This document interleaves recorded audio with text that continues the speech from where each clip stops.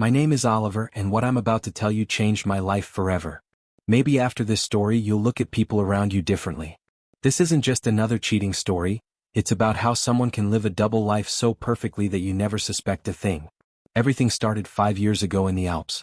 I was working as a manager at a large construction company in Denver and decided to take a vacation after a grueling project. A ski resort in Switzerland seemed like the perfect place to rest and clear my head. I had no idea that this trip would lead me to the biggest betrayal of my life. It was there, on the mountain slope, that I met her. Karina. She was gliding down so gracefully as if dancing with the snow. A tall blonde from Stockholm with eyes the color of winter sky. When we collided near the ski lift, she laughed so sincerely that my heart skipped a beat. We spent the entire vacation together. She told me about her life as an architect in Sweden. I shared my dreams about starting my own construction business. It seemed like we were made for each other. The way she listened to my stories, the way she looked at me, everything felt so real, so genuine. After a year of long-distance relationship, I moved to Stockholm to be with her. 6 months later, we got married in a beautiful ceremony by the lake. Her family welcomed me with open arms, and I thought I had found my soulmate. Little did I know that the woman I was falling in love with was wearing a mask that she would never take off. But happiness was short-lived. Karina wanted to live in America, said she had dreamed about it since childhood. I want our children to grow up with opportunities, she said. America is the land of dreams. Her eyes sparkled when she talked about it, and I couldn't refuse her anything. We returned to Denver, and soon we had 2 wonderful children, Emma and Lucas. It seemed like we had the perfect family. Karina adapted quickly to American life, found work at a prestigious architectural firm, and made friends easily. Everyone admired our relationship. You two are so perfect together, people would say. If only they knew what was coming. But life, as it turned out, had prepared a lesson for me that I would never forget. Everything changed on an ordinary Wednesday in March. Karina asked me to transfer photos from her phone to the computer, pictures of the kids for Grandma in Sweden. It was such a simple request, something I had done dozens of times before. When I was scrolling through the gallery, my hand froze. Among hundreds of family photos was one that didn't fit the picture. Karina was hugging a man I had never seen. They were standing by some lake, and on her face was that same sincere smile I had seen 5 years ago in the Alps. But now it was meant for someone else.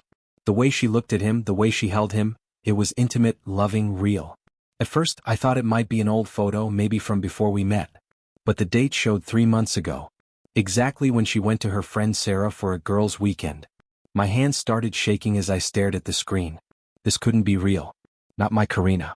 Not the mother of my children. My hand trembled as I took a screenshot.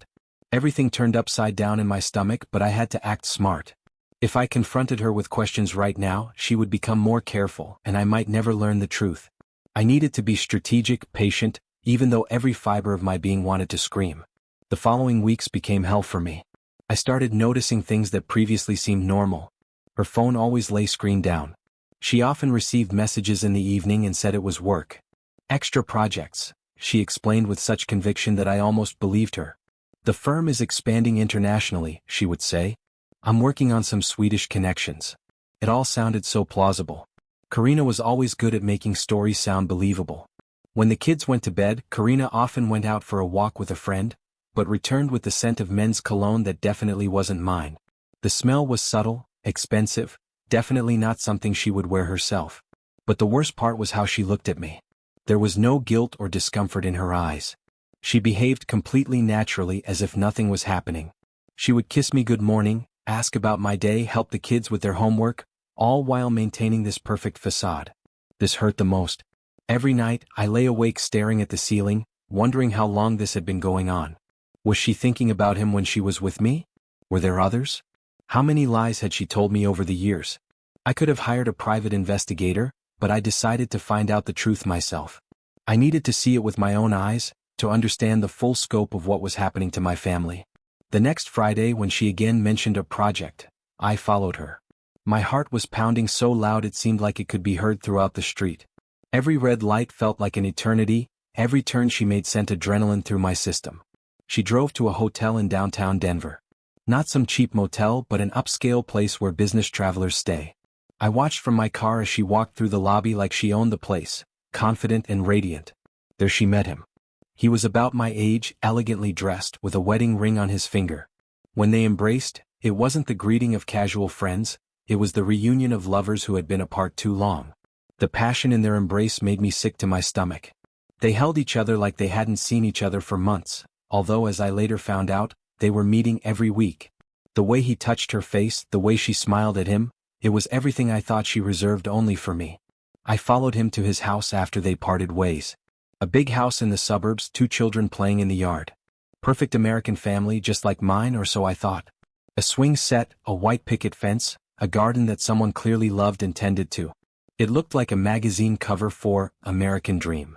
But what really shocked me was what happened next. I started planning. Not revenge, justice. If Karina was destroying our family, why should that woman, her lover's wife, live in ignorance? She deserved to know the truth just as much as I did. I spent weeks gathering evidence. Photos, times of their meetings, messages she didn't manage to delete quickly enough. I started paying attention to patterns. Every Friday, always the same hotel, always the same story about work projects. I discovered that his name was Marcus and he worked in finance. Successful, married for 8 years, 2 kids. On paper he was just like me, a devoted family man. But apparently we were both living lies. When I had enough evidence, I drove to his house. It was a Saturday morning and I could see the family having breakfast through the kitchen window. Such a peaceful, normal scene. I almost turned back, but then I remembered Karina's lies and I found my resolve. His wife's name was Michelle. When I rang the doorbell and introduced myself, she seemed surprised but polite. "We worked together on a joint project with your husband," I said. It wasn't entirely a lie, they were definitely working on something together. Michelle invited me in for coffee. She was a lovely woman about Karina's age with kind eyes and a genuine smile. The children were running around, happy and carefree. Family photos covered the mantelpiece, showing years of what looked like a happy marriage. "Marcus works a lot lately," she said, pouring coffee. "Often comes home late, especially on Fridays. Says you have a very important project." She said it with such trust, such faith in her husband. It broke my heart to know what I was about to do to her world. The kitchen smelled like cinnamon and coffee, morning sunlight streamed through the windows. It was the kind of domestic scene that Karina and I used to have, before everything became a lie. "Michelle," I said quietly, taking out my phone. "I'm very sorry, but there are things you need to know." My voice was barely above a whisper. I showed her the photos. Her face changed with each picture, from surprise to confusion, then to pain and finally to anger. She set down her coffee cup with trembling hands. "This is my wife Karina," I explained. "And your husband Marcus. They've been meeting for several months now." Each word felt like glass in my throat. Michelle was silent for a long time. Then she quietly asked, "Why are you showing me this?" Her voice was steady, but I could see the storm building behind her eyes. "Because we both deserve the truth." I meant it. No one deserves to live a lie, no matter how comfortable that lie might be. She thanked me and said she needed time to think everything through. I left her my phone number and drove home, my hands still shaking from the encounter. I had just destroyed another family, but it felt like the right thing to do. Now it was time to talk to Karina. When I arrived home, she was making dinner as if nothing had happened. The smell of her famous Swedish meatballs filled the kitchen. The kids were watching cartoons in the living room, their laughter echoing through the house. Such a perfect domestic scene, built on such a foundation of lies. "We need to talk," I said, my voice steadier than I felt. She looked at me with surprise. "About what?" The innocence in her voice was so perfect, so practiced. I wondered how many times she had used that exact tone to deflect suspicion. I showed her the photos. Karina first tried to deny everything, then said he was just a friend. But when I showed more evidence, hotel receipts I had found in her purse, phone records showing hundreds of texts, she sighed and sat down at the table. "Oliver, you don't understand," she began calmly, as if she had rehearsed this conversation many times. "In Sweden this is normal. Open relationships are part of our culture. It doesn't mean I love you any less." I couldn't believe what I was hearing. Open relationships? Karina, we're married. We have children. The words came out louder than I intended, and I glanced toward the living room, hoping the kids hadn't heard. "But this doesn't change our family," she replied, as if explaining something obvious. "Marcus just adds something to my life that family can't provide. It's normal for Swedes. We're very progressive about these things." This time she had gone too far. "Normal for Swedes?" I repeated, my voice rising. "What about what's normal for your husband? For your children? We live in America, Karina, not Sweden. And even if this were true about Swedish culture, You never mentioned this to me before we got married. She just shrugged. You never asked. The casualness of her response hit me like a physical blow. I stared at this woman I had loved for 5 years, and realized she was a complete stranger to me. The Karina I thought I knew, loving, devoted, honest, had never existed. She was just a character this woman had created to trap me in this life. Did you ever love me? I asked, my voice barely above a whisper. She looked genuinely confused by the question. Of course I love you. You're my husband, the father of my children. But love doesn't mean possession, Oliver. In Sweden, we understand that one person can't fulfill all of another person's needs. So there are others? The question slipped out before I could stop it. She hesitated for just a moment, the first crack in her perfect composure. There have been a few over the years. Nothing serious. Just experiences. The room started spinning. How many, Karina? How many others have there been? It doesn't matter, she said firmly. What matters is that I always come home to you and the children. That's what real commitment looks like. That night I couldn't sleep. I sat in my home office, staring at our wedding photos, trying to understand how I had been so blind. In every picture, Karina looked radiant, happy, in love. But now I wondered if that too had been an act. The next morning I filed for divorce. Karina didn't seem upset by this news. She said to the kids, Daddy and Mommy decided to live separately, but it doesn't mean we love you any less. Emma and Lucas, who were only 4 and 3 years old, didn't quite understand what was happening, but accepted it as fact.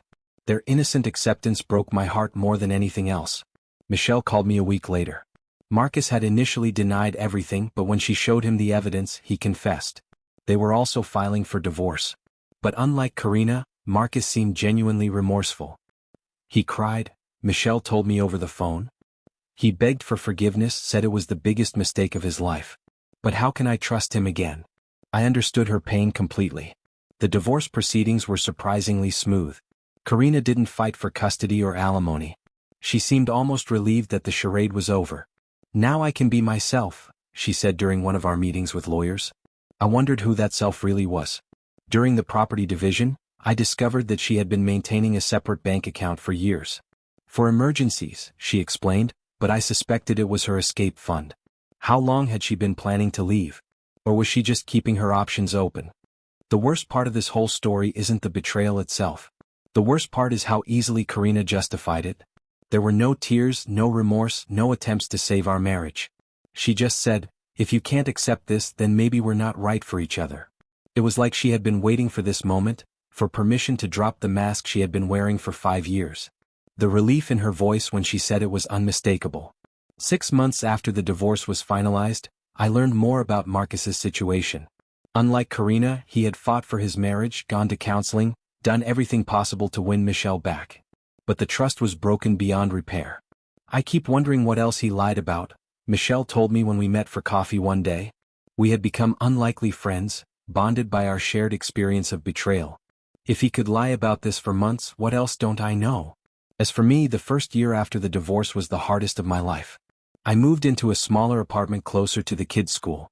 Every other weekend and Wednesday evenings I would pick them up, and we would try to maintain some semblance of normalcy. Emma started asking difficult questions. Why don't you and Mommy live together anymore? She would ask with those innocent 4-year-old eyes. How do you explain adult betrayal to a child who still believes in fairy tales? I started seeing a therapist. Dr. Sarah Chin helped me understand that this wasn't my fault, that some people are just capable of compartmentalizing their lives in ways that others can't comprehend. Karina lived in multiple realities simultaneously, she explained during one session. To her, each relationship existed in its own bubble. She probably genuinely believed that what she was doing wasn't wrong because she had convinced herself that different relationships served different purposes. It was during one of Emma's school events that I met Rachel. She was Lucas's teacher, and she had noticed that he seemed sad lately. He's been drawing pictures of houses with only 2 people in them, she mentioned gently. Is everything okay at home? That conversation led to coffee, which led to dinner, which led to something I hadn't expected to find again: real, honest love. Rachel knew my whole story from the beginning. I appreciate your honesty, she said after I told her everything. It makes me trust you more, not less. Rachel was everything Karina wasn't: transparent, consistent, emotionally available. When she said she was working late, I could call her office and she would be there. When she said she loved me, I could see it in her actions, not just her words. The kids loved Rachel immediately. She didn't try to replace their mother, but she brought stability and genuine care into their lives. Emma started drawing houses with 4 people again. But the story doesn't end there. A year and a half after our divorce, Karina called me with unexpected news. She was pregnant. "It's Marcus's baby," she said matter-of-factly. "We're thinking about moving back to Sweden together." I felt a strange mix of emotions: relief that she would be further away from my children, concern about how this would affect Emma and Lucas, and a weird sense of validation that my instincts about their relationship had been right. "What about the kids?" I asked. "They can visit during summers," she said, as if she was talking about a vacation plan rather than her children's future. The casual way she discussed potentially moving to another continent away from her children was chilling. Michelle had remarried by then, a widowed teacher from her church who treated her children as his own. "I learned that some people show love through consistency," she told me at my wedding to Rachel. "Not through grand gestures or passionate speeches, but through showing up every day." The wedding was small, just close family and friends. Emma was the flower girl, Lucas was the ring bearer. For the first time in years, I felt like I was building something real, something honest.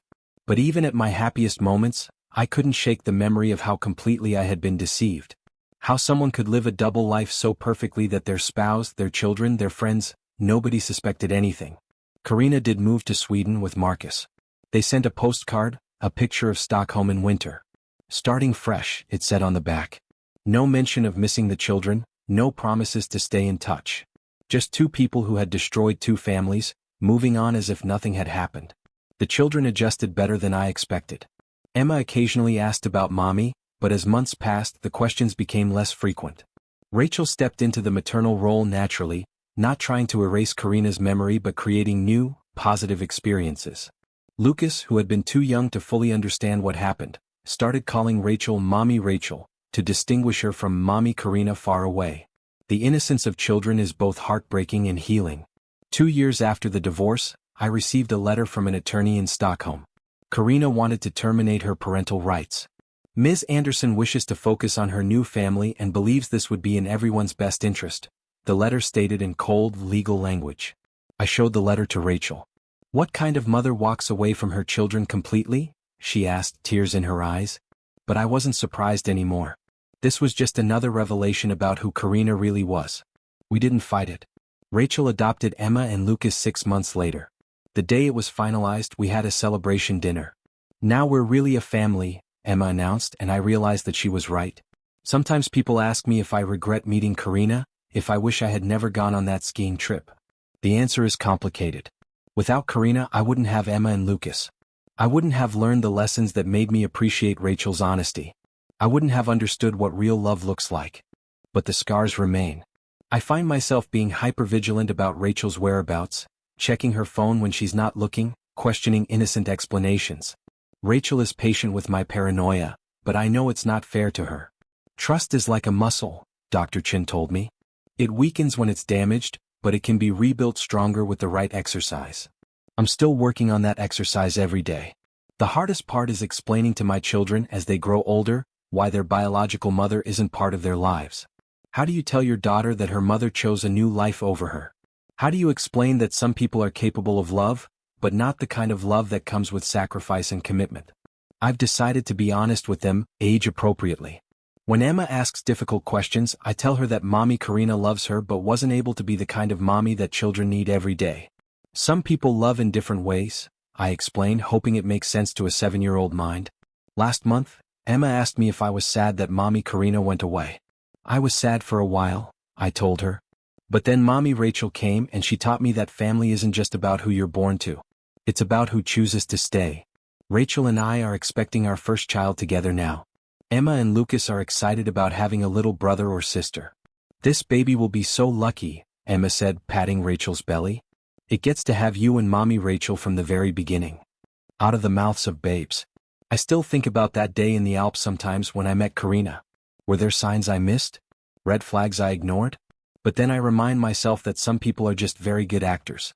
They can wear masks so convincing that even those closest to them never see what's underneath. My advice to anyone listening to this story: trust but verify. Pay attention to actions, not just words. And remember, if someone can betray you once with such ease, they will do it again.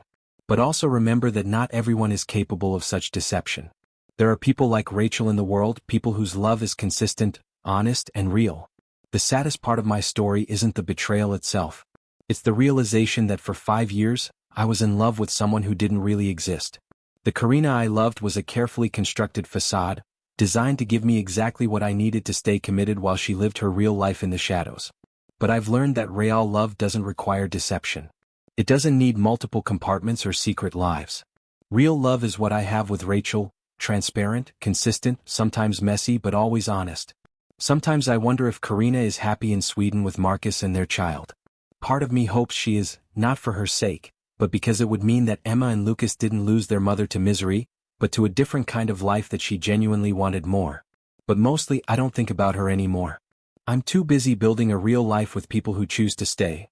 Thank you for watching the video to the end. Maybe YouTube will no longer offer you my channel, so subscribe to it by clicking subscribe on the right under the video to receive new interesting stories. Also on the right of the video there is a playlist with other interesting stories that you can listen to, and you can also write in the comments what stories you would like to see on the channel.